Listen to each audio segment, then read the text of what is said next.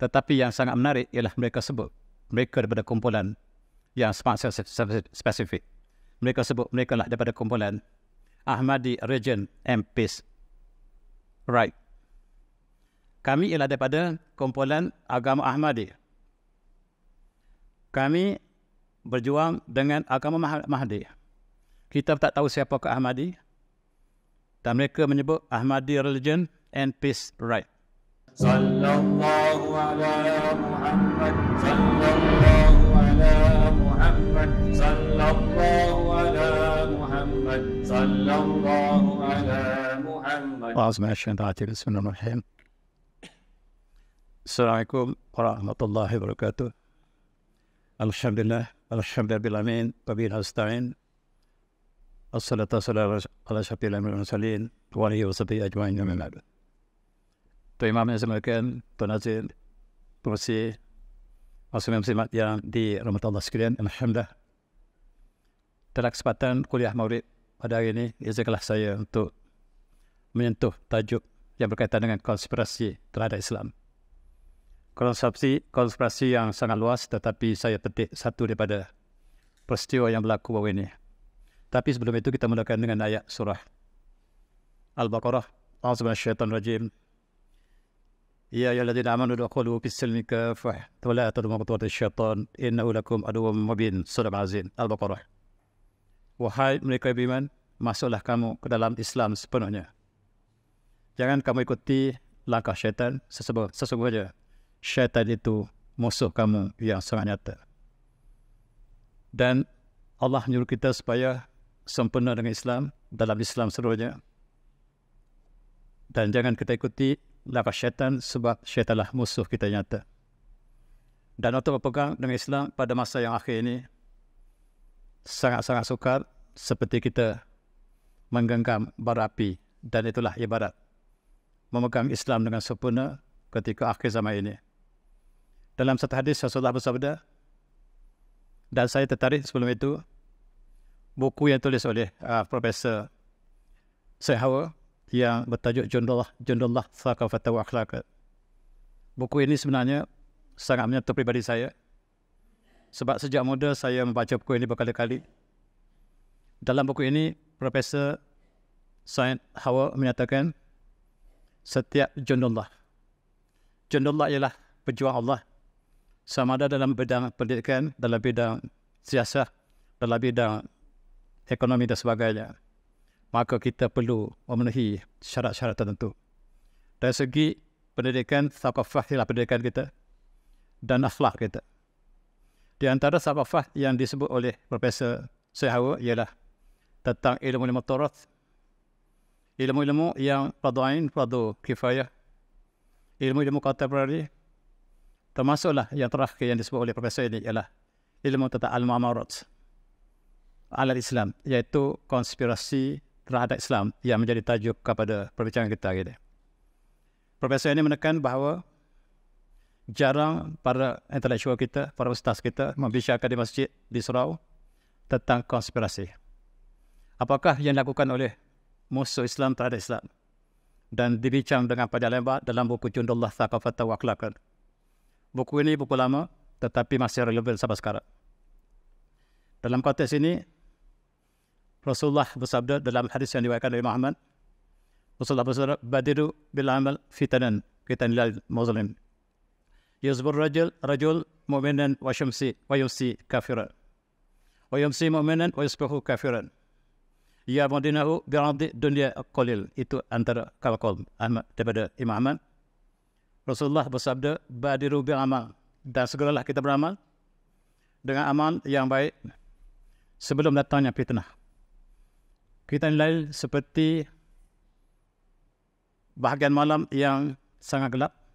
Kata Laili Muslim seperti bahagian malam yang sangat gelap, sebab fitnah akan datang.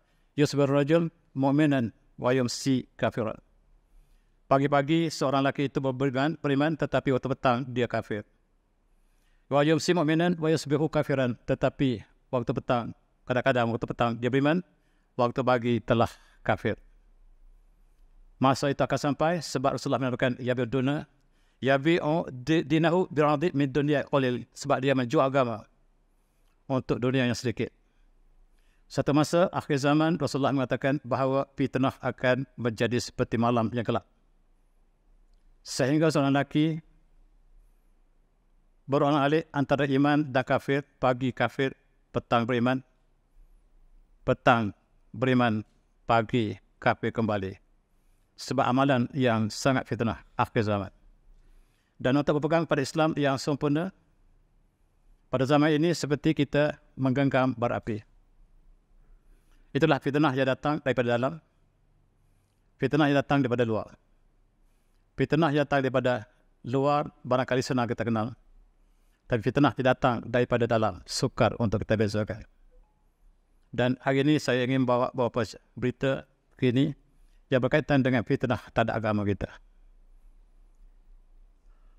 Dan marilah kita berpegang kepada tali Allah. Dan barang siapa kita berselisih, mari kita kembali kepada kitab Allah.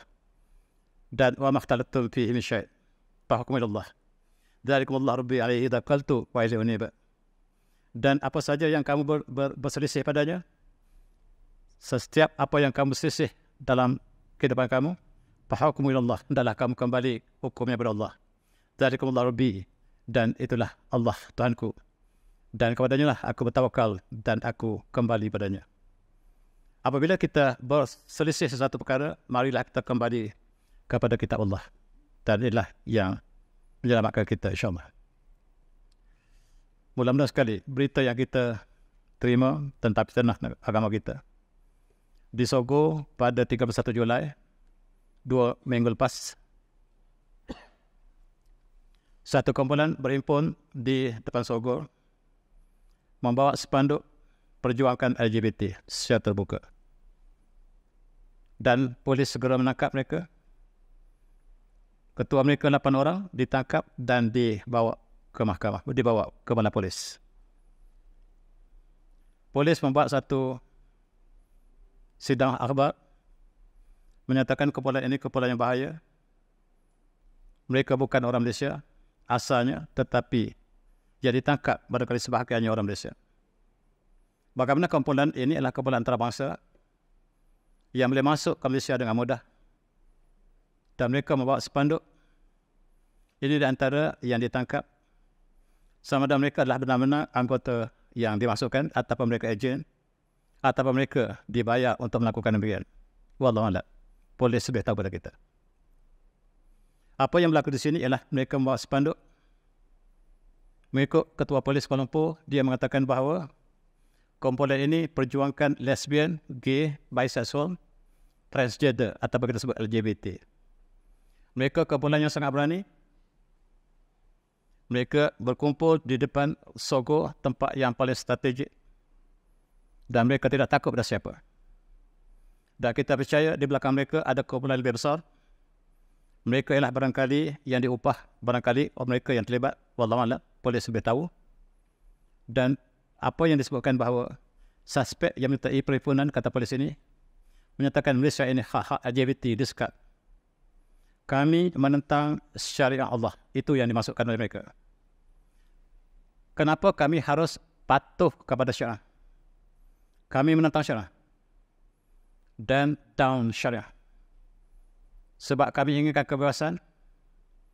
Tidak ada agama yang boleh menyekat kami. Kami boleh lakukan apa sahaja. Malaysia negara yang tidak memberikan kebebasan, itu serangan mereka yang disebut oleh polis kita. Apa yang mereka sebut, wallahualam, tetapi yang dilaporkan itulah. Mereka mencabar tentang syariah negara ini. Mereka menyeru kepada kebebasan, dan di antara spanduk yang mereka bawa ialah no one has the right to judge anyone but God. Tidak ada manusia yang boleh menghukum manusia lain kecuali Allah. Kita boleh lakukan apa saja. Gay people are not criminals, dan gay LGBT bukan jenayah.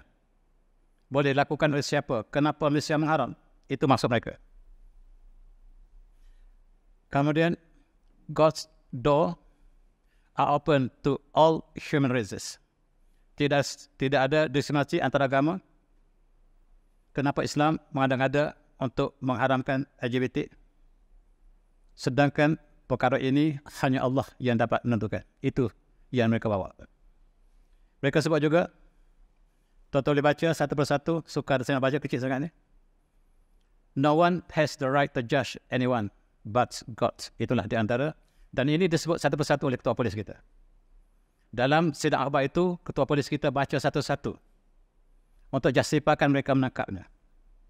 Dan lepas itu kita tahu apakah nasib mereka dan siapakah di belakang mereka. Tetapi yang sangat menarik ialah mereka sebut mereka daripada kumpulan yang spesifik. Mereka sebut mereka lah daripada kumpulan Ahmadi Religion and Peace Right. Kami ialah daripada kumpulan agama Ahmadi. Kami berjuang dengan agama Mahdi. Kita tak tahu siapakah Ahmadi. Dan mereka menyebut Ahmadi Religion and Peace Right.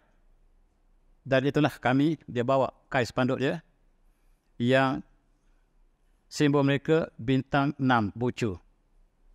Mereka lah kumpulan antarabangsa. Mereka sampai ke Malaysia. Mereka telah sampai ke 30 negara. Rupa-rupanya mereka telah mengembara seluruh dunia. Kali terakhir sebelum Malaysia, mereka di Turki. Polis Turki menangkap mereka. Dan kemudian mereka muncul kembali di Malaysia. Mereka bukan kumpulan yang kecil, tetapi mereka lah kumpulan yang besar. Siapa mereka? Kita tak tahu. Dan polis juga tidak memberitahu secara terbuka kepada kita siapakah mereka. Kita buat sedikit homework, tercari siapakah kumpulan ini. Dan tuan-tuan juga boleh mencari latar belakang kepada Ahmadi Religion and Peace Rights. Inilah yang saya nak turunkan hari ini. Hasil siasatan di Ahmadi Religion and Peace and Light. Saya sebut right tadi, light sebenarnya. Kebanyakan telah ditahan hampir 2 tahun lepas, kata ketua polis kita. Dan mereka membawa risalah untuk perjuangan mereka. Perjuangan mereka ada 2 besarnya. Pertama, LGBT harus dibenarkan di Malaysia. Kenapa Malaysia masih belum benarkan LGBT? Sedangkan LGBT ialah hak asasi manusia. Itu soalan pertama. Yang kedua ialah mereka mengaku mereka Imam Mahdi. Ataupun mereka ada calon untuk Imam Mahdi. 2 perkara yang mereka bawa. Satu ialah kenapa syarah dikenakan kepada semua masyarakat sedangkan kami ada kebebasan. Untuk melakukan apa saja kami bebas. Tidak boleh manusia menghukum manusia. Yang boleh menghukum manusia ialah Allah. Itu ya Tuhan yang mereka sebut. Dan perjuangan mereka, perkara besar ialah LGBT bersama dengan Imam Mahdi. Rupanya mereka telah diberikan status agama bukan oleh autoriti Islam tetapi diberikan status church status in DSA. Mereka telah diberikan hak agama baru yang diiktiraf oleh Kristian. Inilah kumpulan mereka, namanya Ahmadi Religion. Jangan kita confuse dengan kumpulan Ahmadi yang Ghulam Ahmad, bukan. Mereka tak ada mana dengan agama tersebut. Tetapi mereka agama baru. Baru ditubuhkan pada tahun 2019, walaupun mereka telah bergerak begitu lama, tetapi akhirnya mereka melalui gereja telah memberikan status agama kepada kumpulan ini. Kita dapat faham siapa mereka. Kita dapat faham siapa mereka. Dan mereka menggunakan entiti Islam untuk menghancurkan Islam. Itu Ahmadi. Dan mereka berjuang seolah mereka Islam. Mereka juga ada calon Imam Mahdi yang bakal menyelamatkan dunia. Dan mereka telah sampai ke Kuala Lumpur. Mereka ditangkap dan mereka ditangkap sebelum ini oleh polis Turki. Kata Paus atau Pope Francis yang menjadi ketua agama Kristian, homosexual not a crime. Sama seperti yang disebut oleh mereka. Mereka bawa spanduk mengatakan homoseksual bukan jenayah. Rupa-rupanya kata ini datang daripada ketua agama mereka. Mereka sebut Ahmadi. Tetapi mereka diiktiraf oleh satu badan gereja di Amerika. Tuan-tuan, badan gereja banyak. Mereka ada banyak mazhab dan salah satunya diiktiraf oleh gereja ialah kumpulan Ahmadi. Mereka masuk ke dalam masyarakat Islam dan mereka muncul di Kuala Lumpur. Mereka muncul di Kuala Lumpur selepas mereka muncul di 30 negara. Siapa mereka kita tahu dan saya. Sebab ini adalah untuk kita ambil iktibar, kita berfikir sebab musuh Islam datang dari luar, datang di dalam. Dari luar kita mudah kenal, tetapi daripada dalam kadang-kadang suka untuk kita kenal. Mari kita lihat, siapakah kumpulan ini? Mereka selalu sebut Mahdi. Mahdi banyak versi di dalam perjuangan Ahmadi ini, dalam Syiah juga, dan kita Sunni juga ada Imam Mahdi. Dan mereka telah bergerak di 30 negara, dan ketua mereka ialah Amrullah Hashim Abbas Sadiq, itu ketua mereka. Dan mereka mendakwa bahawa ketua mereka yang paling utama namanya Imam Ahmad bin Hasan, itulah Imam Mahdi. Mereka berjuang bahawa Imam Mahdi ialah calon yang mereka telah sebutkan. Mereka nak bawa Imam Mahdi ke seluruh dunia, dan mereka telah mengembara 30 buah dunia. Dan Malaysia adalah negara terakhir. Mereka ingin perkenalkan calon Imam Mahdi mereka. Imam Mahdi tak datang, tetapi wakil Imam Mahdi namanya Abdullah Hasim Abbas As-Sadiq. Inilah yang memperhatikan Imam Mahdi, bersih Ahmadi yang diiktiraf oleh gereja. Dan mereka juga bergiat banyak tulisan mereka dalam bahasa Arab. Tuan-tuan yang boleh baca bahasa Arab, lihat dalam Qanat Al-Zuharil Mahdi. Kemunculan Mahdi dalam talian ataupun dalam saluran ataupun dalam rancangan ini, dalam channel Zuharul Mahdi. Zuharul Mahdi. Mahdi telah muncul. Dan perjuangan mereka seperti simbol itu yang mereka bawa di Kuala Lumpur. Mereka sengaja letakkan kami kumpulan Ahmadi. Mereka tidak semuanya lagi. Maksudnya mereka sangat kuat di seluruh dunia. Mereka tidak takut pada polis Malaysia. Dan mereka perkenalkan identiti mereka. Yang ditangkap 8 orang. Kita percaya bukan orang yang sebenarnya. Mereka yang diupah barangkali. Wallahualam. Dan mereka juga menyatakan divine just state. Dunia seluruhnya harus dibina kembali negara ini di bawah negara yang mereka dakwa sebagai Imam Mahdi. Dan harus dunia ini diberikan kebebasan seluruhnya. Boleh melakukan apa saja sebab manusia tidak boleh menghukum manusia. Hanya Tuhan yang dapat memberikan hukuman pada manusia, dan itulah perjuangan mereka. Sebelum ini mereka ditangkap di Turki. Mereka ditangkap di Turki. Kononnya mereka perjuangkan kumpulan yang ditangkap oleh polis Turki. Itu yang mereka sebut. Sedangkan yang sebenarnya mereka membawa LGBT ke Turki. Polis Turki telah menangkap mereka di sempadan antara Turki dengan Armenia. Dan mereka membawa kes ini kepada dunia. Dunia menerima aduan mereka dengan segera. Bangsa Bersatu juga menerima aduan mereka dan ingin menekan Turki. Turki menangkap 104 orang pengikut Ahmadi dan mereka membawa LGBT. Mereka mengatakan bahawa kami ditangkap sebab kami ingin membebaskan orang yang dizalimi oleh kerajaan Turki. Itu yang mereka sebut pada dunia. Kata polis Turki, mereka datang untuk menyebarkan LGBT sama seperti polis Kuala Lumpur.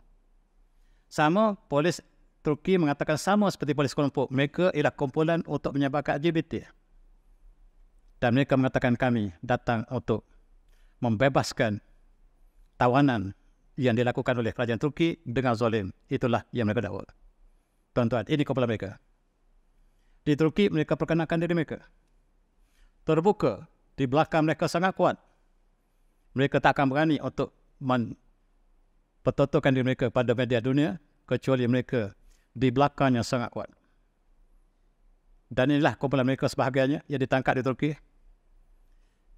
Dan kita lihat, mereka mendakwa bahawa mereka membawa kebebasan, keadilan, cahaya dan berakhir dengan Imam Mahdi. Itulah yang mereka dakwa. Dan kita lihat kumpulan ini juga beberapa minggu lepas kita digemparkan di Sepang dengan kumpulan LGBT yang sama. Kumpulan ini namanya kumpulan 1975 dan mereka juga mengadakan pementasan di Sepang kita. Mereka membawa mesej yang sama seperti Ahmadi. Malaysia harus dihapuskan syariat untuk membenarkan LGBT sebagai hak asasi manusia. Dan mereka melakukan jantan cium jantan di atas pentas. Mereka sangat berani.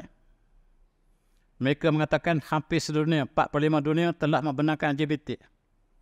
Yang belum ialah negara Islam. Dalam bola sepak yang lalu, mereka perkenalkan LGBT di Qatar. Kerajaan Qatar sangat tegas, tidak boleh sebarang aktiviti LGBT dilakukan di Qatar. Tujuan pesta bola ataupun World Cup diadakan di Qatar ialah untuk perkenalkan LGBT. Tetapi kerajaan Qatar sangat tegas. Dan mereka akan beralih kepada Arab Saudi. Arab Saudi akan dijadikan tempat World Cup pada tahun 2030. Dan perancangan mereka lah tak perkenalkan LGBT ke asal Arab Saudi. Sekiranya Arab Saudi telah menerima LGBT, maka negara Islam lain mudah. Sekarang, hanya yang tegas di dunia menentang LGBT ialah Brunei. Brunei, pelaku LGBT akan dihukum rejam sampai mati.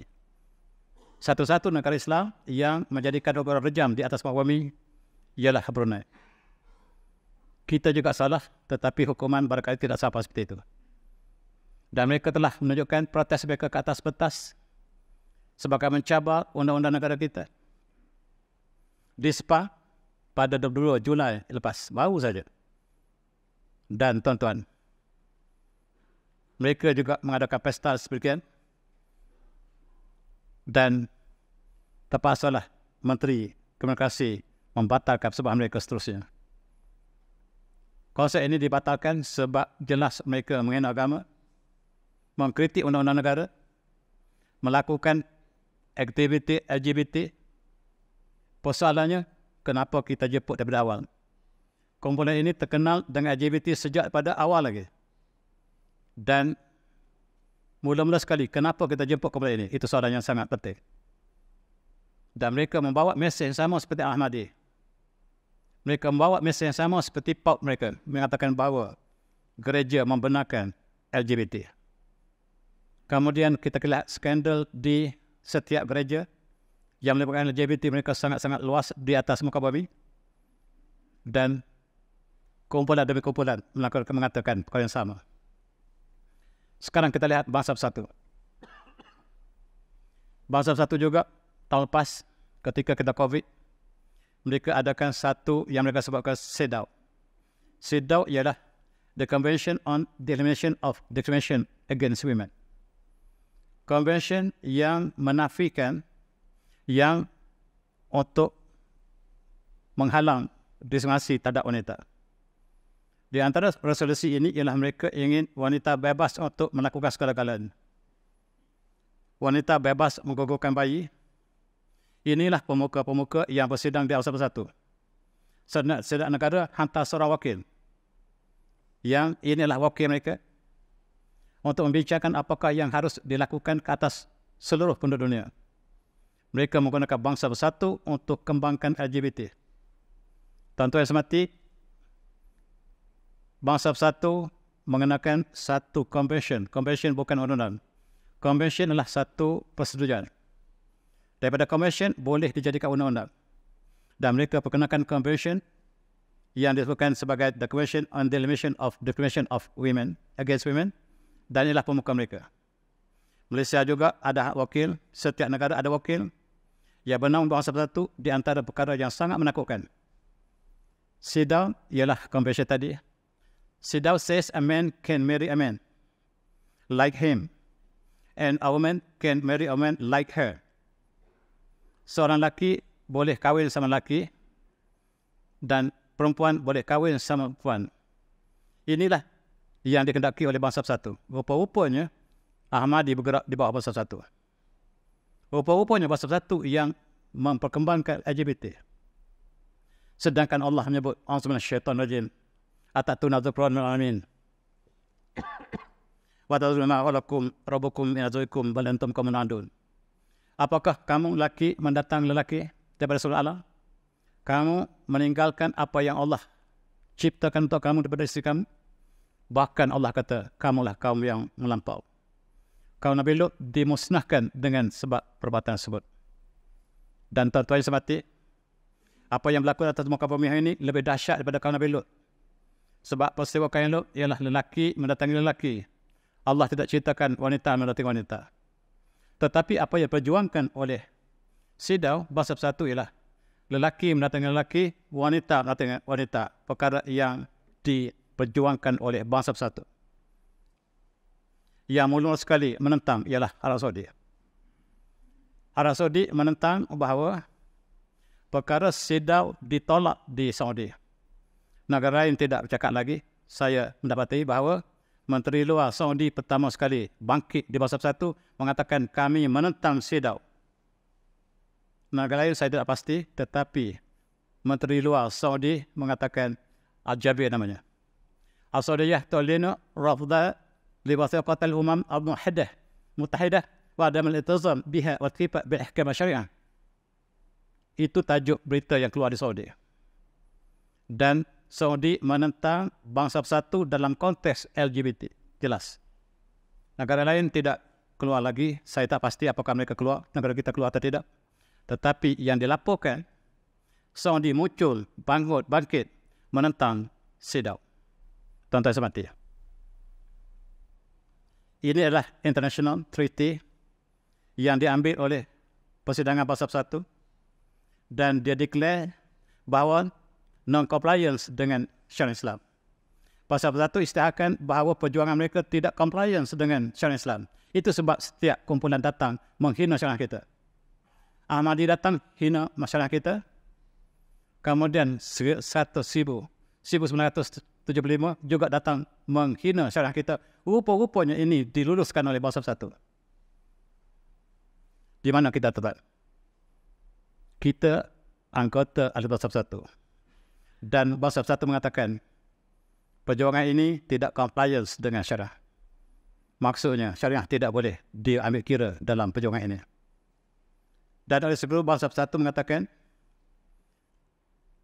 mereka melarang private discrimination based on sexual orientation and gender identity. Tidak boleh dibezakan manusia berdasarkan pada sexual orientation. Selera seksual mereka tidak boleh dibezakan. Dan gender identity tidak boleh dibezakan. Mereka iktiraf laki wanita, bukan lelaki bukan wanita, dan mereka ada third gender. Mereka sedang berjuang dan mereka bawa ke Malaysia, ditolak oleh parlimen kita. Third gender ditolak oleh parlimen kita 2-3 tahun lepas. Dan mereka bawa kembali untuk iktiraf third gender. Third gender ada hubungan dengan LGBT. Dan tuan-tuan, apa yang dibawa oleh bangsa bersatu ialah all human beings are born free and equal in dignity and rights. Inilah di antara declaration yang dibawa oleh human rights bangsa-bangsa bersatu. Setiap negara anggota harus akur kepada convention yang dibawa oleh bangsa bersatu. Convention tuan bukan undang-undang, tetapi dia persetujuan. Apabila convention ditandangi oleh bangsa bersatu, kita bawa ke negara masing-masing dan laksanakan dalam undang-undang kita. Yang masih belum iktiraf LGBT adalah negara Islam. Negara bukan Islam hampir seluruh telah mengiktiraf sebagai satu hak asasi manusia. Dan bangsa bersatu telah melancarkan kempen pertama supaya LGBT tidak boleh didiskriminasikan. Kalau negara itu ada rakyatnya ingin melaksanakan LGBT, tidak boleh negara menghalang dengan undang-undang. Ini ialah kempen bangsa bersatu. Masih belum jadi undang-undang, tapi masih kempen. Tetapi tidak di-highlightkan negara kita. Tuan-tuan semati, apa yang mereka perjuangkan, marry who you love.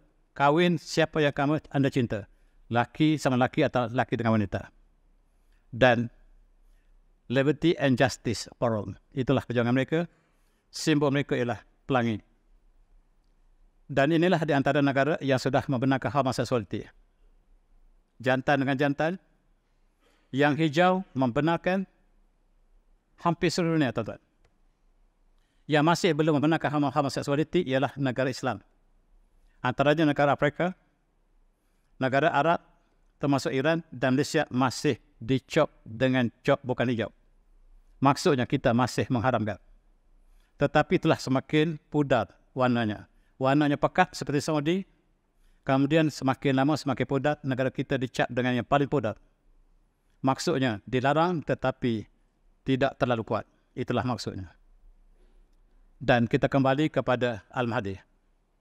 Perjuangan Ahmadi ialah mereka ada calon Imam Mahdi. Orang Syiah ada calon Imam Mahdi, tetapi mereka tidak calon sama. Imam Mahdi hanya seorang, tetapi setiap kumpulan ini ada calon mereka masing-masing. Bahkan orang Islam juga ada calon mereka yang telah mereka isytiharkan. Mari kita lihat mula-mula sekali. Pada tahun 1994, peristiwa berdarah di Masjidil Haram. Sebab antara mereka mendakwa Imam Mahdi telah muncul. Dan mereka telah menawan Masjid Al-Aqsa, Masjid Nabawi, Masjid Haram. Dan kumpulan mereka ialah bernama Muhammad bin Abdullah Al-Qahtani. Dan mereka mendakwa Muhammad bin Abdullah Al-Qahtani ialah keturunan Rasulullah. Dia adalah Imam Mahdi yang dijanjikan dalam hadis, tetapi bukan dia sendiri yang mengisyaratkan Imam Mahdi, tetapi ada iparnya. Ada iparnya bernama Juhaiman Al-Qurtubi. Dia mempromosikan abang iparnya bernama Muhammad Al-Qahtani ialah Imam Mahdi yang telah diutus kepada umat Islam yang akan dibi'ah di Masjidil Haram. Dia mengepung Masjidil Haram dan ingin bai'ah kepada Muhammad bin Abdullah Al-Qahtani. Dan polis Saudi mengepung Masjidil Haram dan terjadilah pertumpahan darah disebabkan oleh peristiwa mengaku Imam Mahdi. Dan sekarang Ahmadi juga ada calon yang lain, dan calon yang berlaku di Masjidil Haram cukup menyahati ribuan mereka yang tercedera. Umat Islam terkepung di Masjidil Haram ketika kita ingin menunaikan haji, dan mereka ingin isytiharkan ketika pada Arafah bahawa Muhammad bin Al-Qahtani inilah Imam Mahdi yang diutuskan. Apa yang berlaku ialah dia ditangkap. Inilah orang yang mempromosikan Imam Mahdi. Kemudian timbul pula di Malaysia, Ahmadi pula mempromosikan orang yang namanya sekian-sekian Muhammad bin Hassan tadi sebagai Imam Mahdi. Selain pada Imam Mahdi, Syiah yang telah ditentukan oleh Syiah, sekurang-kurangnya ada 3 sekarang. Dan kita lihat siapakah dia. Dia adalah murid kepada, dialah seorang Wahabi, Salafi, yang digerung oleh Mufti Mekah Syekh Abdul Aziz bin Baz. Dia adalah murid kanannya yang mengaku sebagai Imam Mahdi tadi. Walaupun tidak diakui oleh gurunya, dan muridnya yang sangat-sangat rapat dengan guru ini ditangkap dan dihukum pancung. Itu kisah pada satu masa dulu. Kemudian pada tahun 2021 timbul seorang lagi Imam Mahdi di Mekah yang telah menawan mimbar ketika imam ingin membaca khatib ingin membaca khutbah. Dia menawan mimbar dan ingin isytiharkan dia adalah Imam Mahdi, dan ditumpaskan. Dah sudah empat Imam Mahdi. Kemudian kita lihat di Malaysia, tahun lepas mereka ditangkap di Madinah sebab mereka sedang menunggu Imam Mahdi. Kumpulan ini dibawa oleh seorang yang bernama Habib Syah Firdaus. Saya tidak kenal. Tetapi itulah laporan yang dilaporkan di Malaysia, dilaporkan di Saudi, dilaporkan oleh sedunia. Dan dia membawa pengikutnya untuk bai'ah Imam Mahdi. Ini sudah calon yang keempat. Tetapi pengikutnya tidak sempat pergi ke Mekah, tertinggal di Madinah. Diselamatkan oleh tabung haji, kembali semula ke tanah air.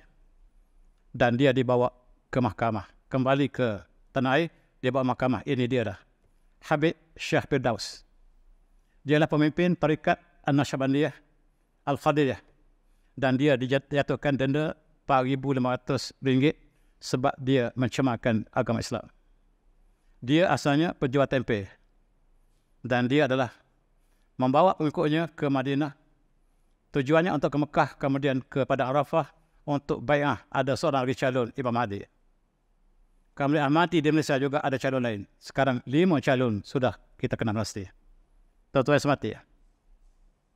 Ini juga mengakui mereka ada calon Imam Mahdi di London. Ini adalah satu kaum yang mengatakan mereka ada satu calon, 6 calon Imam Mahdi. Disediakan nama mereka ialah Yasir Al-Habib. Dia asal daripada Kuwait tetapi telah berada di London. namanya Syekh Yasir Al-Habib. Dan dia ini adalah London-based Khaddam Al-Mahdi Organization. Dia adalah pertubuhan untuk menyambut Imam Mahdi. Imam Mahdi telah ada, belum zahirkan. Dan dia adalah di antara pemimpin yang ingin menyambut Imam Mahdi. Sekarang sudah ada 6 calon. Dan yang lebih menyayat hati, dia memburukkan Islam.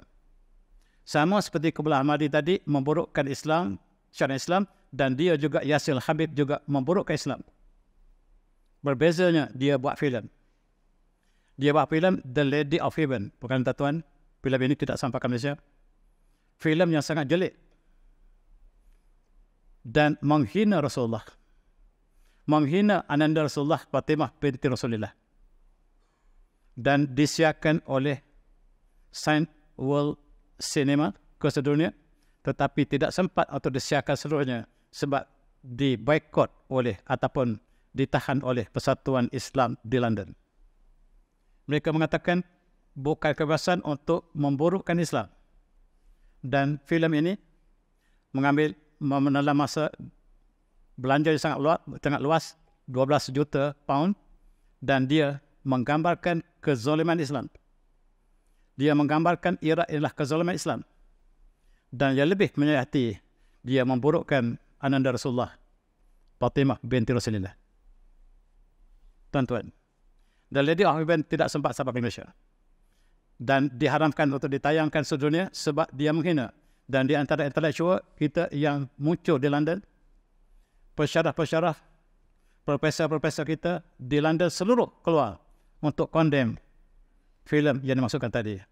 Filem ini filem untuk menghina Islam, dan penerbitnya ialah Habib Yasir Al-Habib yang mengaku dia keturunan Rasulullah, dan dia menghina keluarga Rasulullah. Dia menghina Rasulullah melalui filem The Lady of Heaven. Cukup menyayati. Dan inilah di antara konspirasi yang tersusun, tuan-tuan. Bukan individu. Bukan satu persatuan, tetapi dilindungi oleh satu persatuan yang besar di dunia. Yang kita tak tahu siapakah di belakang mereka. Sebab mereka dapat keluarkan filem. Filem ini disiarkan seluruh dunia. Maksudnya mereka mewakili satu rangkaian yang sangat luas. Tujuanlah untuk melakukan konspirasi Islam. Mereka tidak boleh datang ke depan, mereka datang ke dalam. Dan itulah yang dilakukan oleh mereka. Ini sebahagian daripada masyarakat London, Islam yang keluar untuk membantah filem untuk memfitnahkan Islam tadi. Dan ini di Birmingham pada tahun 2022 yang lepas.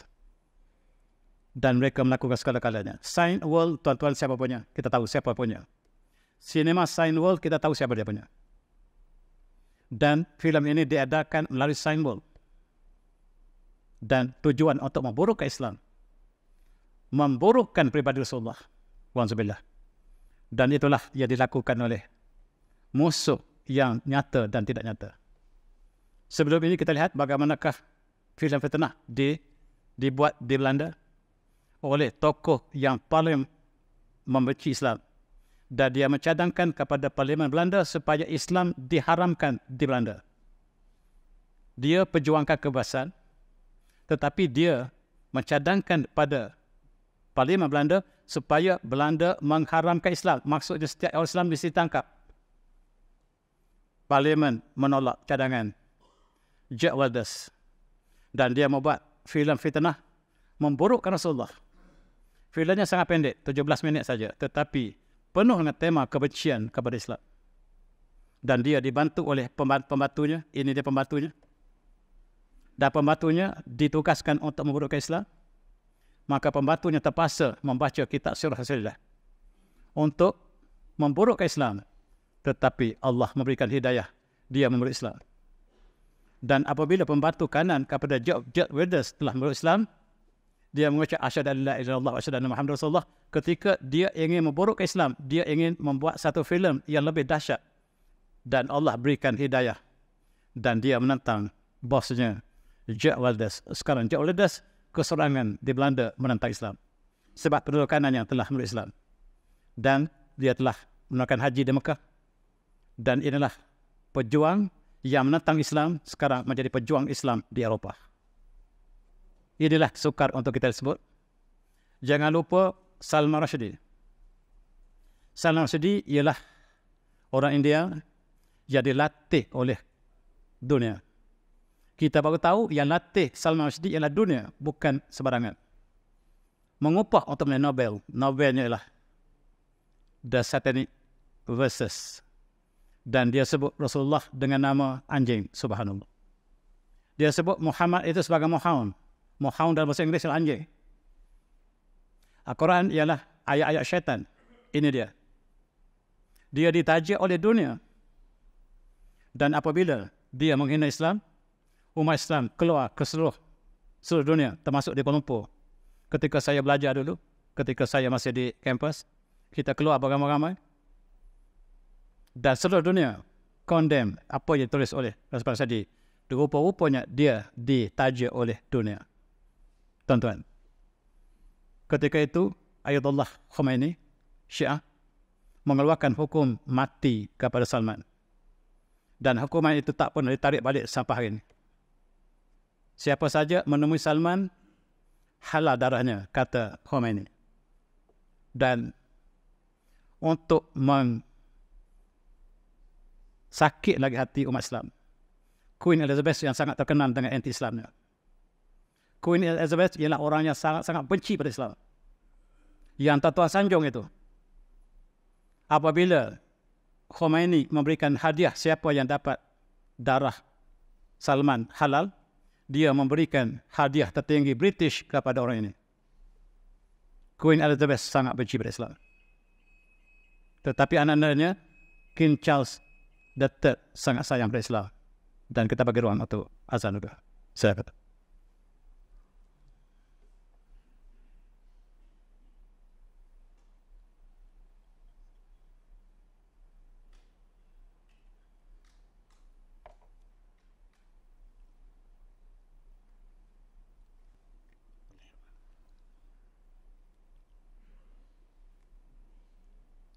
Okay, alhamdulillah. Okay, alhamdulillah. Kita lihat bagaimanakah Queen Elizabeth dinasihati oleh Amerika untuk memberikan pingat yang tertinggi kepada Salman Rushdie kerana menghina Islam. Dan bukunya yang diharamkan oleh Khomeini dicadangkan supaya menjadi teks utama dunia. Demikianlah mereka lakukan konspirasi untuk Islam. Tulisan buku yang sangat berjana ini dicadangkan sebagai sastra terbaik dunia. Itulah yang dicadangkan oleh Queen Elizabeth. Dia sangat benci pada Islam. Tetapi Allah takdirkan anak-anaknya, King Charles, sangat mesra dengan Islam. Dan kita lihat bagaimanakah tokoh-tokoh yang sama-sama untuk mengkritik Islam diberikan hadiah tertinggi oleh Queen. Itu nasib Islam di England. Tiba-tiba tahun lepas, Salman Rushdie yang disembunyikan oleh kerajaan British, kerajaan UK yang melindungi Salman Rushdie, dia sangka telah tidak ada orang ingat lagi. Dia pergi ke New York untuk memberikan ceramah tentang keburukan Islam sekali lagi. Selama puluhan tahun dia sembunyi di England, dilindungi oleh polis England. Sekarang dia berani ke Amerika dan dia ditikam oleh seorang pelajar. Ini gambar dia ketika dia mula untuk sampaikan ceramah untuk memburukkan Islam. Seorang pemuda yang masih lagi pemuda bangkit, melari ke atas pentas dan tikam. Tak mati, betul. Dan ditangkap pemuda ini. Dan pemuda ini namanya adalah Hadi Matar. Sebab dia mengatakan fatwa yang dikeluarkan oleh Khomeini tak pernah ditarik balik. Dia ditangkap dan dunia condemn kepada muda ini. Baru kita tahu bahawa dunia, NATO, Amerika, Kesatuan Eropah yang melindungi Salman Rushdie. Dunia yang melindungi Salman Rushdie, bukan sembarangan. Sekarang mereka bermesyuarat apa tindakan yang harus dilakukan seterusnya. Kesatuan Eropah, NATO, Amerika condemn budak yang kecil ini. Dan baru kita tahu siapakah yang melindungi mereka yang melakukan konspirasi pada Islam, rupa-rupanya dunia yang di belakang mereka. Kita percaya Ahmadi juga kumpulan yang sama. Kita percaya Ahmadi juga dilindungi oleh kumpulan yang sama. Kenapa mereka memburukkan Turki? Sebab Turki tidak bersama dengan NATO. Walaupun dia ahli NATO. Tidak bersama Amerika, walaupun dia pernah bersama Amerika. Sekarang, dunia condemn pemuda yang masih pemuda tadi. Pemuda yang belum cukup umur, 24 tahun baru. Dunia condemn, seluruh dunia. Sebab dia ingin menyampaikan amanah yang diberikan oleh Khomeini. Dan pemimpin dunia bersatu untuk condemn pemuda yang sedikit tadi. Kita lihat di Norway, barangkali kita bincang dalam bulan lepas. Kita lihat sekali lagi. Konspirasi ini diteruskan di Norway dan mereka membakar Al-Quran, dan pembakaran ini dilakukan di embassy Turki purposely, dan pembakaran ini dibenarkan oleh polis Sweden. Polis membenarkan pembakaran ini dan mereka mengatakan inilah kebebasan. Polis tidak boleh menghalang untuk pembakaran Al-Quran sebab ini hak asasi manusia, kebebasan. Berlakulah apa yang berlaku dan rusuhan berlaku. Rupa-rupanya yang membakar ini ialah pengamal LGBT Tegal. Dan dia selalunya berlaku dengan pemuda sama-sama jantan yang usianya kurang daripada 18 tahun. Itulah yang bakar Al-Quran, dikaitkan LGBT dan mereka membawa bendera LGBT sekali lagi. Kalau kita bandingkan apa yang berlaku di Kuala Lumpur, apa yang berlaku di dunia tentang LGBT, mereka ada skrip yang sama.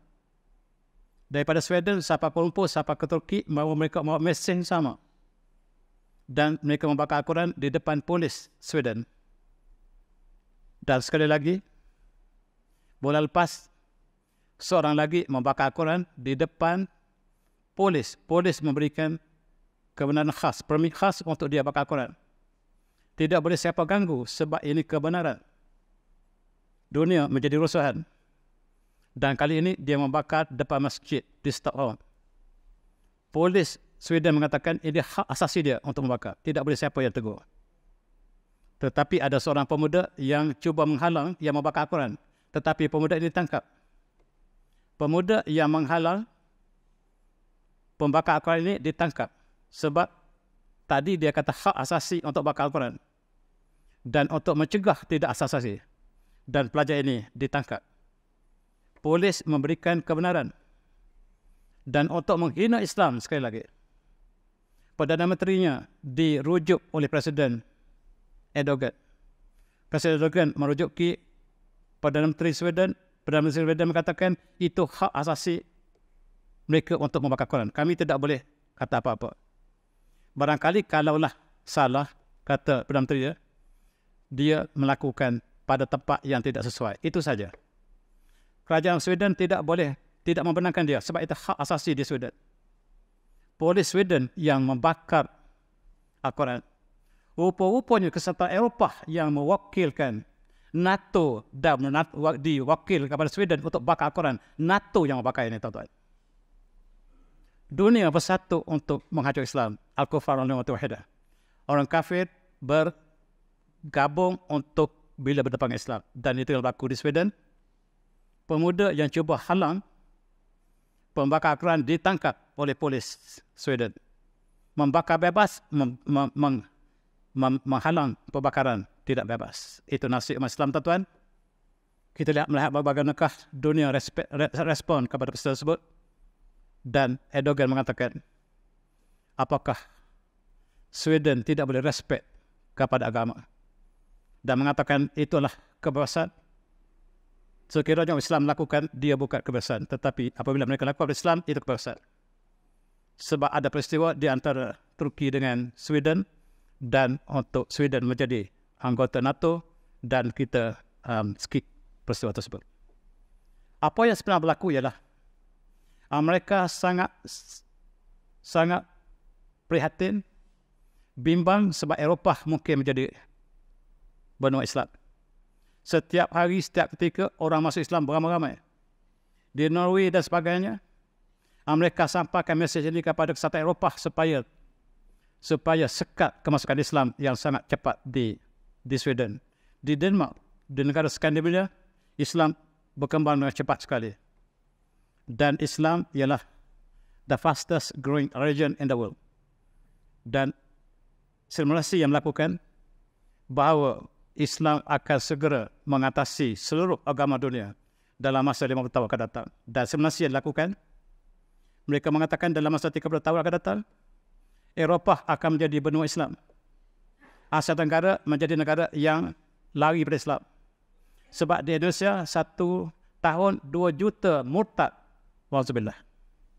Allah gantikan dengan budak Eropah. Simulasi mengatakan 30 tahun akan datang, Eropah menjadi negara Islam. Indonesia barangkali separuh Islam sebab mereka murtad setiap tahun. 1 tahun 2 juta murtad di Indonesia. Malaysia saya malah sebut. Allah gantikan dengan penduduk Sweden. Allah gantikan penduduk Skandinavia Islam. Masjid tumbuh dengan cepatnya. Rusia bakal menjadi negara Islam dalam 50 tahun akan datang. Dan itu sebabnya Amerika masuk Ukraine untuk hancurkan Islam di Rusia. Itu sebenarnya. Sebab Islam sedang muncul di Rusia dengan cepatnya. Masjid telah muncul dengan cepatnya. Dan Malaysia mengatakan Rusia menyerang Ukraine. Ya, sebenarnya NATO menyerang Rusia. Dan diterbalikkan sama sekali berita di Malaysia yang kita terima daripada CNN. Berita yang separuh bohong. Dan kita diperangkap dengan berita yang sama. Tuan-tuan yang semati, Islam tidak dapat disekat lagi. Dunia mengatakan penduduk dunia hari ini lah 7 bilion. 2.0 bilion ialah penduduk Kristian. Mereka mengatakan penduduk Islam 1.6 bilion. Dan sebenarnya penduduk Islam dalam kajian pada tahun 2014 selepas telah melebihi penduduk Kristian dunia. Jumlah penduduk Islam ialah 2.038 bilion 10 tahun lepas. Dan sekarang Islam berkembang dengan cepat di Amerika, di Eropah, di Rusia, seluruh dunia, dan di Asia Tenggara Islam menyusut. Allah gantikan dengan Amerika, dengan Eropah, dengan negara-negara yang belum Islam. Mereka lah yang bakal membawa obor Islam. Dan kita di Asia Tenggara selama lama kita pupus Alhamdulillah, dan kita sayang pemuda kita lebih terlibat dengan LGBT, dan kita diberitahu bulan 11 nanti ada lagi LGBT akan datang ke Kuala Lumpur, dan kita akan bertanggung jawab depan Allah satu masa nanti. Dan tuan-tuan, Allah memberikan janjinya, a'udzubillahi minasyaitonir rajim, huwallazi arsala rasulahu bil huda wal haqq liyuzhirahu 'ala dini kullih wa kafa billahi syahida. Dia adalah Allah yang mengutuskan rasulnya dengan petunjuk dan agama yang benar. Dan agama ini bakal mengatasi seluruh agama dunia. Dan cukuplah Allah sebagai saksi. Dan hari ini kita menyaksikan Islam menjadi penduduk yang paling ramai di atas muka bumi yang Allah janjikan. Dan kita menjadi umat yang menyaksikan peristiwa tersebut. Dan tuan-tuan, saya dipesan supaya jangan lebih 10 minit selepas azan Isya. Dan saya patuhi hari ini. Dan saya sudahi dengan wabillahi taufiq. Assalamualaikum warahmatullahi wabarakatuh.